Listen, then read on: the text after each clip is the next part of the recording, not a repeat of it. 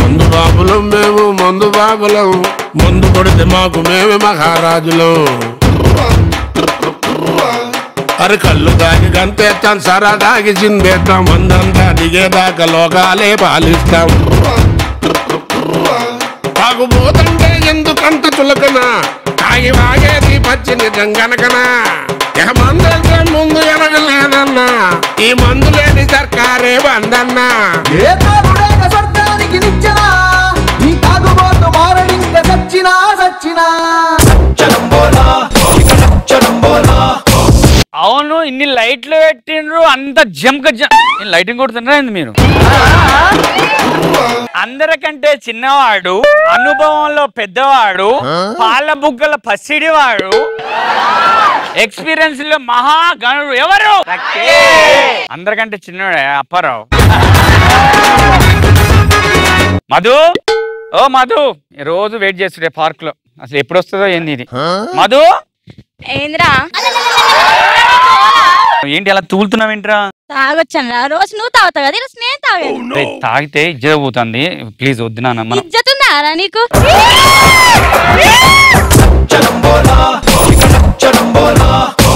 అందరు బాగున్నారు కదా? అవును ఇన్ని లైట్లు పెట్టిండ్రు అంత జంక లైటింగ్ కొడుతున్నారా మీరు?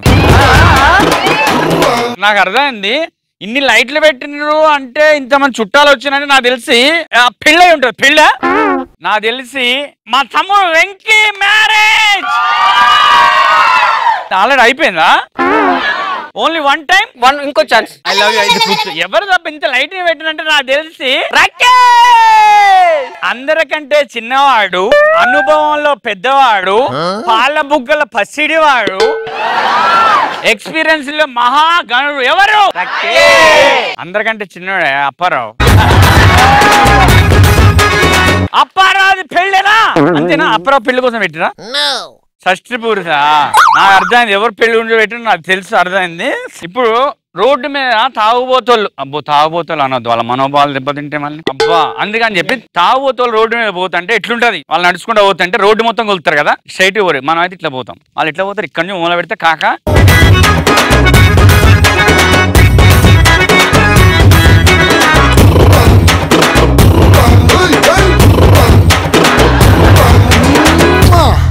ఇట్లా నడుచుకుంటూ పోతుంటే మధ్యలో కనపడింది ఆడికి అమ్మాయి, అక్కడ కాదు ఇక్కడ, ఇక్కడ రోడ్డు మీద కనపడింది ఆడికి.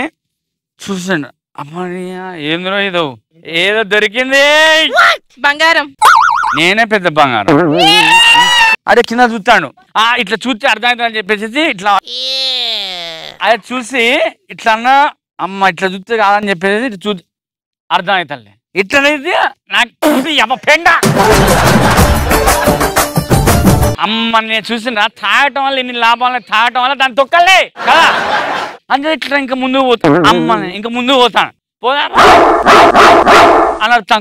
ఏంది నువ్వు నన్ను నడిచిరాని ఆయన అనే అబ్బా ఏది ఖర్చా, నన్ను ఖర్చా ఓ కోటి రేతే నిన్ను కొరికి కొరికి ఖర్చు పెడతా. నాకు ఒకటి తెలుసు. ఏం తెలుసు? అది నిన్ను ఖర్చు నీకు మందు ఉంది, నువ్వు దాన్ని ఖర్చు పాపం దాని మందు లేదు. I love you so much. Smell. మా ఇంటి దగ్గర ఒకడు ఉన్నాడు, వాడు ఎట్లుంటే పొద్దున్న లేవటం మనం బ్రష్ చేసి టిఫిన్ చేసి చాయ్ తాగుతాం కదా, వాడు పొద్దున్న లేవటమే కూటర మంది ఇట్లా శుక్లాం భరద్రాం విష్ణు శశివారిని అంటాడు. అది నేను అడిగిన, అరే పొద్దున్న లేస్తావు, పొద్దున్నే తాగుతున్నా సిగ్గులేదంట. ప్రతి ఒక్కరు చెప్పాడు తాగుతా పొద్దున్న ఏందా డిస్టర్బెన్స్, ఎన్ని బాధలతో తాగుతున్నా తెలుసా నీకు? ఇంట్లో ఫ్యామిలీ బర్డెన్స్ అన్ని ఉన్నాయి, అందుకే తాగుతున్నా. ఫ్యామిలీ బర్డెన్స్ ఏమైనా ఇప్పుడు ఇంట్లో బియ్యం అయిపోయినాయి, అందుకు తాగుతున్నా. పిల్లలు చదివించుకోవాలి, డబ్బులు కావాలి, ఎవడితే నువ్వు ఇస్తాను ఆ ప్రాబ్లంలో తాగుతాం. ఇంట్లో పిల్ల మెళ్ళ బంగారం చేయించాలని కోరిక ఉంది, డబ్బులు లేవు, అందుకని తాగుతున్నా. తాగడానికి డబ్బులు ఎక్కడి మరి? తాగడానికి 100 రూపాయలు సరిపోతాయి, బంగారానికి ఎంత కావాలి? నువ్వే బంగారం కదా కదా. ఈ 100 రూపాయలు తాగితే నా పిల్లాన్ని బంగారం చేయించాలని ఫీల్ అయిపోతా మైండ్ లో. ఇవ్వడానికి తాగుతారా? 100 రూపాయలు ఉంటే 100 రూపాయలు దాచి పెట్టుకుంటే పిల్లలు ఫీజులు కట్టుకోవచ్చు. సరే అని చెప్పి తెల్లారి మళ్ళీ వస్తాడు. పొద్దునే వాడు ఎట్లుంటో తెలిసి ఇట్లే వస్తాడు, ఇట్లా అంటాడంటే వస్తాడంటే ఒరిని ఏమన్నా నిన్నటికంటే ఇంకా ఎక్కువ దాని ఏంది కథ అంటే తాయినా ఇవాళ నేను తాయినా ఎందుకు తాయినా ఇవాళ ఆనందంలో తాయినా ఆనందంలో తాయినా ఏమన్నా నా బిడ్డ పాస్ అయింది అందుకే తాగుతున్నా బిడ్డ పాస్ అయింది ఏంది డిగ్రీ పాస్ అయింది ఏ కాదు ఇంజనీరింగ్ కాదు ఐఏఎస్ కాదు ఎల్కేజీ పాస్ అయింది నా బిడ్డ నిజంగా గుండెమే చేసుకుని చెప్పండి ఎంతమంది తాగుతారు ఇక్కడ చూడండి మేము అలాంటి వాళ్ళం కాదండి ఏదైనా ఉంటే ఇంట్లోనే బయట కాదు అసలు ఏం తాగుతావమ్మా నేను ఎక్కువ ప్రామిస్ తాగను కేవలం ఒక 2 బీర్లు ఒక బ్రాండీ ఒక రమ్ము అప్పుడప్పుడు విస్కీ స్కాచ్ తప్పకుండా ఉండాల్సిందే లేదు ఓడ్కా అయితే అమ్మో నాకు చాలా ఇష్టం మాక్సిమం మంచిగా అమ్మ 1 kg chicken 1/2 kg mutton 1 second పీతలు రొయ్యలు అన్ని ఉండాలి తల్లి నేను అడిగింది చాయ్ కాఫీలు ఏం తాగుతారు అని అడిగిన నా ఎనర్జీ అంతా వేస్ట్ అయిపోయింది మై గాడ్ అరే గరం గరం సమస్య వేడి వేడి టీఎచ్ ఏ బాబు ఎక్స్క్యూజ్ మీ సాయంత్రం మంచింగ్లకు తీసుకునిరా ఇన్నాను చంద్ర యూజ్ మీ అంటావు ఇగో నీకు అడ్రస్ పంజాబ్ గుట్ట 7:30 టంగు ఎప్పుడు ఆడికే పోతావా రాను ఈ తాగుబోతులు ఎట్టునంటే మా ఇంటి దగ్గర ఒక రాములని ఉన్నాడు అయితే ఈడు మా రాములు గారు రోడ్డు మీద పోతాను నవ్వుతాను ఇట్లా అంటాను మా ఊర్లో మాస్టర్ ఉన్నాడు రాములు ఇట్రా అన్నాడు అబ్బా ఈడు ఏమడుగుతాడు మైండ్ తింటాడే ఈడు కనపడితే చాలు మాస్టర్ అంటే చాలు మైండ్ తింటాడు సార్ నమస్తే సార్ బాగున్నారా గురుగారు బాగున్నాను ఏందిరా పొద్దున్నే తాగుతున్నావు ఏంది తాగుడేందిరా ఇంట్లో పిల్లాన్ని కొడుతున్నావు అంట అమ్మ నీ పిల్లాన్ని కొడితే ఊకుంటారా అట్లా కాదురా ఇప్పుడు నీకు మినిమం నాలెడ్జ్ ఉండాలి కదా అబ్దుల్ కలాం ఎవరు తెలుసా అబ్దుల్ కలాం నాకు తెలియదు సార్ మన ముఖ్యమంత్రి ఎవరు మన ముఖ్యమంత్రి నా ఇంట్లో నా బిడ్డ పేరు సరిగ్గా తెలియదు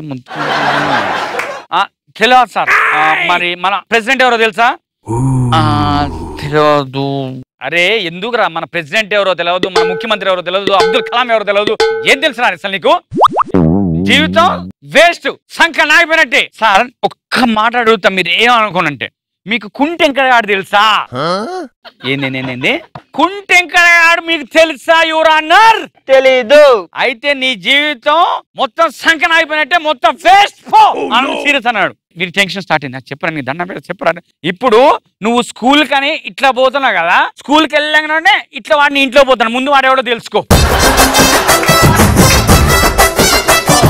ఇప్పుడు లేడీస్ ఎవరు తాగరు తాగినట్టు ఎవరు చేస్తారు ఏం చేస్తాం అబ్బా దా కమన్ పసందైన పోరి ఫుల్ పటాయించుతాంది లోటసు మీది వటరులాగా జారుతున్నది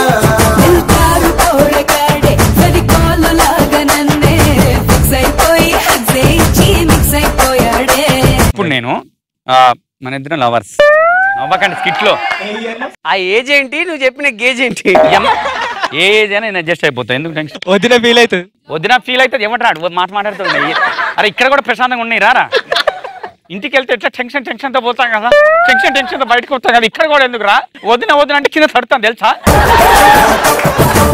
అందుకే డమ్మీ వదిన రెడీ చేస్తాను అయితే ఇప్పుడు నువ్వు తాగబోతు లవర్ లేడీ లవర్ కదా ఇప్పుడు నేను రోజు వచ్చి నేను తాగాగని చెప్తాను ఇవాళ నువ్వు తాగినావు నేను ఇవాళ సిన్సియర్గా ఉన్నా రెడీయా తాగుతావు కదా అలవాటు ఉందిగా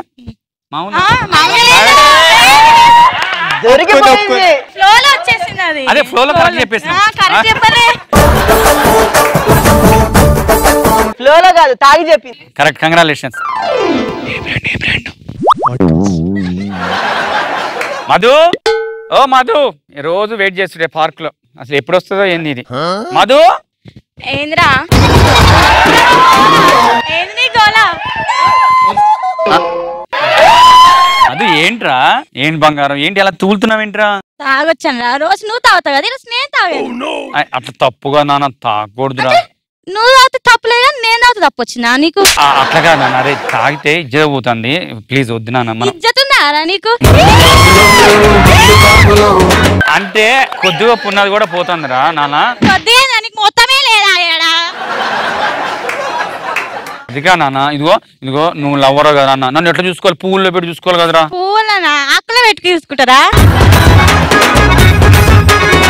ఆకులు అయితే కింద ముళ్ళు గుచ్చుకుంటదరా అంటే అందుకే పువ్వులు వేసుకొచ్చినావు ఈరోజు మొత్తం మెరుపు షర్ట్ వేసుకొచ్చినావు ఏమో సుశ్రీరా ఏమన్నా అట్లా కాదురా, నేను గంట సేపు నుండి వెయిట్ చేస్తున్నా కదా నాన్న, నువ్వు ఎందుకు రాలేదు నాన్న? నేను వచ్చే టైంకి నేను వస్తా, నేను తాగాలి, నేను వైన్స్ పోయి వచ్చిన ఈడ. అంటే నేను ఇన్ని రోజులు తాగింది ఒకటే రోజు తాగినట్టున్నావు కదా నువ్వు. అవును మరి, ఈ రోజు చూసుకుందామని తాగి వచ్చి. ఏం చూసుకుంటావు? నోరేసింది ఏంది, ఏం సంగతి? అంటే నేను నోరులు ఎత్తే కాలు చేతులు లేకుండా ఉంటాయి. అరే ఎవరైనా పట్టుకోండి రే. నువ్వు బాధపడకు, నేను ఉన్నా. నువ్వు అట్లే ఉండు, అట్లనే ఉండు. నీ సంగతి చేస్తాను రా, ఈ రోజు అయిపోయిన ఒక్క నిమిషం ఆగు. అన్న ఇప్పటి వరకు ఒక గర్ల్ ఫ్రెండ్ లేదన్న, మీ ఇద్దరు కడియేసింది అనుకో, నేను అది సెట్ కావచ్చు. అర్థం కాదు, అది తాగొచ్చి నన్నే కొడుతుంది, ఇక నిన్ను నన్ను ఇద్దరిని కొడతాను. నీ ఇష్టం, కొట్టుకుపోరా రే. నీకే అది కొట్టినా తిట్టినా తాలి బొట్టు కట్టినా నాకే అన్నా.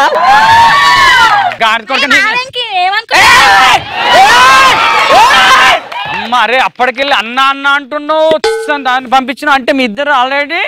అవునా అన్నా? తను కోటర్ అయితే నేను వాటర్, తను చిప్స్ అయితే నేను సమోసా, తను బ్రాందీ అయితే నేను సోడా. ప్లీజ్ మమ్మల్ని విడదీయకు. అంతేనారా? అరే చిప్స్ నువ్వు పోయి ఆ షాప్ లో ఉండవు, ఇది వైన్ షాప్ లో ఉండాలి. లేదు అంతేనా? బాటిల్ ఎక్కడ ఉంటే క్యాప్ అక్కడే ఉంటుంది, నువ్వురా. నాకు నిజంగా జీవితంలో జరిగింది చెప్తా, సరేనా? అన్నిటికీ ఊ కొట్టాలి. మీరు ఊ కొడతానంటేనే నేను చెప్తా. నేను ఒక రోజు కోట్ డ్రెస్ ఇంటికి పోయినా, మా డాడీ చూసిండు. ఏమిరా తాగొచ్చినావా అన్నాడు. అమ్మా నీకు ఇట్లా కాదురా అన్నాడు. పక్కన కర్ర పట్టుకున్నాడు. నువ్వు ఇట్లా చెప్తే ఇనవరా అన్నాడు. కర్ర తీసుకొని ఎమ్మగొట్టుడు కొట్టిండు. నువ్వు తాగినవా? నువ్వు తాగినవా? నువ్వు తాగినవా? నువ్వు తాగినవుగా? నువ్వు తాగినవుగా? నువ్వు తాగినవుగా? చూసిండ్రా, ఇందాక ఒప్పించిన అట్లా అడిగిండు. చూసిండ్రా, దీన్ని బట్టి ఏమర్థమైంది? వీళ్ళందరూ తాగుతారు అని. వీళ్ళందరూ తాగుతారు అనండి. అదిగో చూసిండ్రా, ఒప్పుకున్నారు. ఓకే అండి, థ్యాంక్ యూ వెరీ మచ్.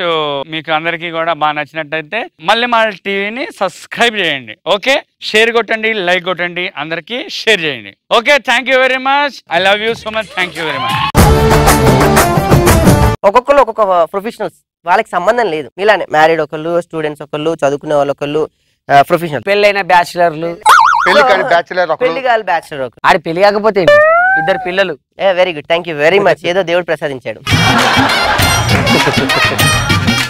మీ హస్తం ఉంది, దేవుడి దయ ఎందుకండి? అంటే అమ్మాయిని దేవుడు చూపించాడు కాబట్టి. ట్రైన్ లో ఒకడు వస్తూ ఉంటాడు, తెలుసా వాడు ఎవడు? ఎవడు? ఒకడు వస్తూ ఉంటాడు, పల్లీలు అమ్మేవాడు. నన్ను చూడు, ఇప్పుడు నన్ను గుర్తుపడతావు. Oh my God, sorry, కంట ఆపరేషన్ అని చెప్పి 10 రూపాయలు అడుకుంటావు అందరి దగ్గర. My God.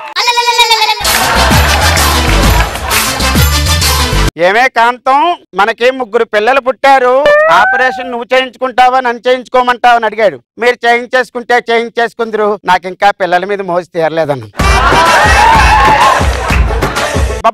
బాబా ఎందుకండి అలా అరుస్తారన్నది.